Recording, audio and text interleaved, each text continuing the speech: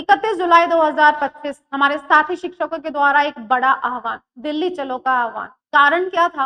वो दिल्ली जाकर DOPT minister Jitendra Singh ji के साथ एक बहुत ही पीसफुल मीटिंग रखना चाहते थे। अपने विद्यार्थियों, अपने बच्चों की कुछ शिकायतों को उनके सामने रखना चाहते थे। वैसे तो हम दुनिया के ऐसे देश के निवासी हैं, जहाँ पर पेपर लीक होना, करप्शन होना, पैसे दे के नौकरियों का लगना, बिना एग्ज़ाम दिए नौकरियों का लग जाना, ये सब काफ़ी आम बात है और बहुत सारे बच्चे इससे सफ़र होते हैं। इस बार इस भ्रष्टाचार का शिकार कौन हुआ है? एसएससी फेज़ 13 की तैयारी करने वाले बच्चे। फेज़ 13 का एग्ज़ाम कंडक्ट करवाया जाता है, जिसके ज़रिए सरकार की कई सारी मिनिस्ट्रीज़ और डिपार्टमेंट्स में ग्रुप बी और सी की पोस्ट को भरा जाता है।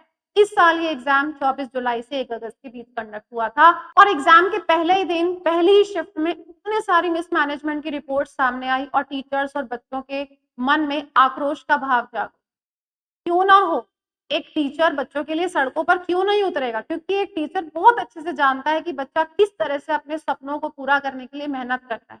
ऑफ़लाइन इतने सारे बच्चे हमसे जुड़े हुए हैं, हम उनको अपनी आँखों से देखते हैं, कैसे वो गाँव से शहर आता है, 1 डेढ़ साल, 2 साल वो शहरों में रहता है, पैसा लगाकर कमरा लेता है, जिसके पास खाने-पीने की कोई ख़ास सुविधा नहीं होती है। तो वो 7 बजे उसे कोचिंग में पहुँचना होता है ताकि क्लास के लिए लेट ना हो जाए, वो खाना नहीं बना पाता और मजबूरी में वो बाहर 3-4 दिन पुराना जला हुआ तेल उसमें पका हुआ खाना वो खाता है, वो बीमार होता है, उसको डॉक्टर के पास जाना होता है, उसमें हेल्थ इश्यूज़ होते हैं, धीरे-धीरे वो मेंटली बहुत ज़्यादा डिस्टर्ब होने लग जाता है, जिसका पूरा असर उसकी पढ़ाई पर पड़ता है। ये तो सब हिडन चीज़ें हैं, इनको कौन देखेगा? प्रशासन जब बाहर की चीज़ों को नहीं देख पा रहा, तो ये तो सब अंदर की चीज़ें हैं, जिससे बच्चा हर रोज़ जूझता है और हम बच्चे को देखते हैं ये करते हुए, ये सहते हुए।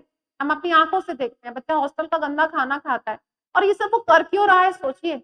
उस एक दिन के लिए कि वो एक दिन आएगा, वो अपना एग्ज़ाम देगा, अपना सपना पूरा करेगा और अपने परिवार में वापस लौटेगा। और जब वो होता क्या है, एक दिन जब उसको मिलता है तो वो क्या देखता है कि उसका जो एग्ज़ामिनेशन सेंटर है, वो एक तबेले में, घरों में सेंटर आया है, जहाँ पर बगल के घर में डीजे बज रहा है, गाने बज रहे हैं।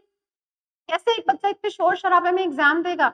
जब वो एग्ज़ाम देने बैठता है, उसको उसका नाम नहीं मिल रहा, डॉक्यूमेंटेशन कंप्लीट नहीं है, डिटेल्स में गड़बड़ी है, माउस काम नहीं कर रहा है, सिस्टम खराब है, नेटवर्क इश्यूज़ हैं, यहाँ तक कि उनका जो इन्विजिलेटर है, उनका अनप्रोफेशनल रवैया उनके साथ मारपीट की गई है। उनसे ज़बरदस्ती साइन करवाए गए हैं कि आप सिग्नेचर करिए कि आपका पेपर बहुत अच्छे से कंडक्ट हो गया है। बत्ती चली जाती है, तो कोई बैकअप नहीं है इलेक्ट्रिसिटी का वहाँ पर। इस तरीके से अगर एग्ज़ाम कंडक्ट हो रहा है, तो कहाँ गई हमारी भारतीय सरकार की वो बड़ी-बड़ी बातें, डिजिटल इंडिया? ऐसे बनेगा डिजिटल इंडिया? कहाँ हम वो इक्वालिटी और एजुकेशन की बातें करते हैं, right to education for all? ऐसी एजुकेशन भारत में जहाँ शिक्षकों को, गुरुओं को, जिनका काम पढ़ाने का है, बच्चों को आगे बढ़ाने का है, वो बच्चों के साथ रोड पर खड़े हो गए हैं और उनको बदले में क्या मिलता है? वो अपने लिए तो गए नहीं थे, उनका कोई पर्सनल गेन तो था नहीं इसके पीछे। बच्चों के अधिकारों के लिए लड़ने गए थे और उनको आतंकवादी करार दिया गया। उनके ऊपर लाठीचार्ज किया गया, उनके साथ गाली-गलौच और मारपीट की गई, उनको बसों में किलोमीटर्स घुमाया गया। उनको पता नहीं था कि वो कहाँ पर हैं। उनके पास पंखे की व्यवस्था नहीं थी, उनके पास खाने-पीने को कुछ नहीं था और उस वक़्त उनका साथ किसने दिया? उनके उन्हीं विद्यार्थियों और बच्चों ने जिनके लिए वो रोड पर खड़े हुए। तो आगे भी अगर कभी ऐसा मौका आएगा तो हम उन सभी शिक्षकों के साथ हैं, उन बच्चों के साथ हैं। दोबारा मौका लगेगा, हम दोबारा सड़कों पर उतरेंगे, कोई दिक्कत नहीं। बच्चों में आक्रोश क्यों नहीं होगा? बच्चों का सवाल था कि आपने वेंडर चेंज क्यों? टीसीएस को हटाकर एडिक्विटी टेक्नोलॉजीज़ नाम की जो संस्था है उसे टेंडर क्यों दी? सवाल ये है, सवाल जेन्युइन है, क्योंकि हम पिछले कुछ सालों में अगर देखें, तो इतिहास हमें ये कहता है कि पिछले कुछ सालों में एडिक्विटी टेक्नोलॉजीज़ के ऊपर काफ़ी सारे केसेज़ हुए। उसका नाम कई सारे चीटिंग और फ्रॉड केसेज़ में लिया गया, उसका नाम सामने आया। यहाँ तक कि 2020 में सेंट्रल डायरेक्टरेट जनरल ने खुद उस कंपनी को एडिक्विटी टेक्नोलॉजीज़ नाम की कंपनी को इनएलिजिबल डिक्लेयर किया था कि आप किसी भी प्रकार के कंप्यूटर बेस्ड टेस्ट को कंडक्ट नहीं करवा सकते। उसके बावजूद टेंडर मिलता गया और घोटाले चलते रहे, करप्शन बढ़ता गया और हम सब भ्रष्टाचार के शिकार हो रहे हैं। ये कैसा लोकतंत्र है? मुझे तो ये लोकतंत्र कम और षड्यंत्र ज़्यादा लग रहा है। कोई भी पब्लिक एग्जामिनेशन एक बहुत अच्छा तरीका होता है हमारी डेमोक्रेसी को रिप्रेजेंट करने का, लोकतंत्र की अभिव्यक्ति का एक बहुत अच्छा तरीका होता है। बट यहाँ तो लोकतंत्र कहीं नजर ही नहीं आ रहा। अगर इसी तरीके से भ्रष्टाचार चलता रहा और आज का यूथ जो कि इस डेमोक्रेसी को आगे बढ़ाने के लिए उत्तरदायी है, अगर उसका विश्वास इस लोकतंत्र के ऊपर से ऐसे उठता रहेगा, तो ये लोकतंत्र को संभालना आगे बहुत मुश्किल हो जाएगा। ये साफ तौर पे हमारी भारतीय सरकार का एक बहुत बड़ा फेलियर है। सरकार की बातें कि हम करप्शन फ्री इंडिया बनाएंगे, डिजिटल इंडिया की पहल करेंगे, हम एजुकेशन को आगे बढ़ाएंगे, ये सब बातें अब फेक लगी क्योंकि करप्शन कहीं से कहीं तक कम होता नहीं दिखाई दे रहा। तो मेरी आप सब बच्चों से और जो भी इस वीडियो को देख रहे हैं उनसे गुजारिश है, उनसे रिक्वेस्ट है कि केवल वो बच्चा या वो परिवार जिनके घर में कोई बच्चा सरकारी नौकरी की तैयारी कर रहा है, केवल वो नहीं, वो सभी लोग भी जो एसएससी या किसी भी तरह के सरकारी एग्जाम से रिलेटेड नहीं है, वो भी इस तरह के वीडियोस को ज़्यादा से ज़्यादा फैलाएं ताकि हमारी इन वीडियोस से, छोटी-छोटी वीडियोस से प्रशासन के ऊपर एक दबाव पड़ सके। जितना ज़्यादा दबाव बनाएंगे, उतनी जल्दी उन लोगों को आगे आने पड़ेगा जवाब देने के लिए। अकाउंटेबिलिटी तो बनती है, रिस्पॉन्सिबिलिटी तो बनती है, कौन जवाब देगा इन सब चीज़ों का? तो चाहे कोई बिज़नेसमैन हो, कोई प्राइवेट नौकरियाँ कर रहा हो या जिनका सरकारी एग्ज़ाम से कोई लेना-देना नहीं है, प्लीज़ वीडियोज़ को ज़्यादा से ज़्यादा शेयर करिए ताकि हमारी आवाज़ और आगे तक पहुँच पाए। क्योंकि ये तो सीधी-सी बात है कि जब तक हम विद्यार्थियों को एक समस्या समझेंगे, तब तक एजुकेशन हमेशा सरकार के लिए आखिरी पायदान पर ही बना रहे।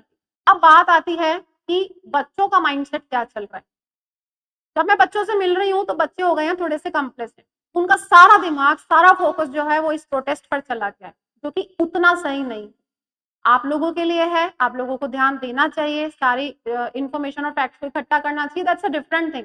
बट आपको ये भी नहीं भूलना चाहिए कि आपका एग्ज़ाम पोस्टपोन हुआ है या नहीं, इस चीज़ की कोई ऑफिशियल न्यूज़ नहीं आई है अभी। हाल ही में जो टीचर्स की, हमारे फेलो टीचर्स की डीओपीटी में मीटिंग हुई है, मैं ये नहीं कह सकती कि मिनिस्टर साहब से मुलाकात हो गई है या सेक्रेटरी से मीटिंग हुई है, बट हमारी बात उसी रूप में आगे तक पहुँच गई और उन लोगों ने बहुत अच्छे से हमारी बातों को, प्रॉब्लम्स को समझा। अब ये कहीं तक भी अभी ये चीज़ नहीं डिक्लेयर हुई है ऑफिशियली कि आपका एसएससी सीजीएल का जो एग्ज़ाम है वो पोस्टपोन होगा। हो सकता है कि वो ये कहें कि जैसे स्टेनो का एग्ज़ाम कंडक्ट हो रहा है, तो वो ये कह सकते हैं कि बिना किसी फ़ॉल्ट के, बिना किसी इम्परफेक्शन के स्टेनो का एग्ज़ाम जब कंडक्ट करा सकते हैं, तो हम सीजीएल भी करा देंगे। हाँ, पॉसिबिलिटी है कि वो 1 हफ्ते का या 8-10 दिन का टाइम माँगे, तो ज़्यादा से ज़्यादा अगर पोस्टपोन हुआ भी एग्ज़ाम 13 को ना होके अगर वो एग्ज़ाम आपका 22, 23, 24 से हो जाएगा, इससे डिले तो क्या होगा? आप लोगों को अपनी तैयारी पूरी रखनी है। बिल्कुल भी आप लोगों को ढील नहीं देनी अपने एग्ज़ाम में, ठीक है? अपने हथियारों को बिल्कुल तैयार रखो, ठीक है? क्योंकि हम ज़िद्दी हैं। हम ज़िद्दी हैं क्योंकि मंज़िलें भी ज़िद्दी हैं, रास्ते भी ज़िद्दी हैं। देखेंगे कल क्या होगा, हौसले भी तो हमारे ज़िद्दी हैं। तो आप लोग अपनी पढ़ाई लगातार करते रहिए, आपको जीतना है। इस लड़ाई को भी जीतना है और अपने करियर के गोल को हासिल करने की जो लड़ाई आप लड़ रहे हैं इतने सालों से, परिवार से दूर रहकर, बहुत सारी चीज़ों का त्याग करके उस लड़ाई को भी जी तो मेरी आप सब लोगों से गुज़ारिश है कि मेहनत करते रहिए, हम लोग आपके साथ हैं। मैं उन सभी फेलो टीचर्स के साथ हूँ, दोबारा मौका लगेगा तो हम दोबारा क्रांति पर उतर आएँगे, सड़कों पर उतर आएँगे, लेकिन आप लोगों का साथ नहीं छोड़ेंगे क्योंकि बच्चों, आप लोग इस चीज़ को दिल में बिठा लीजिए कि आप लोग हैं, तो ही हम हैं। आप लोग नहीं हैं, तो हमारा कोई अस्तित्व नहीं और भारत को विश्व गुरु तो हम बना के रहेंगे। नमस्ते।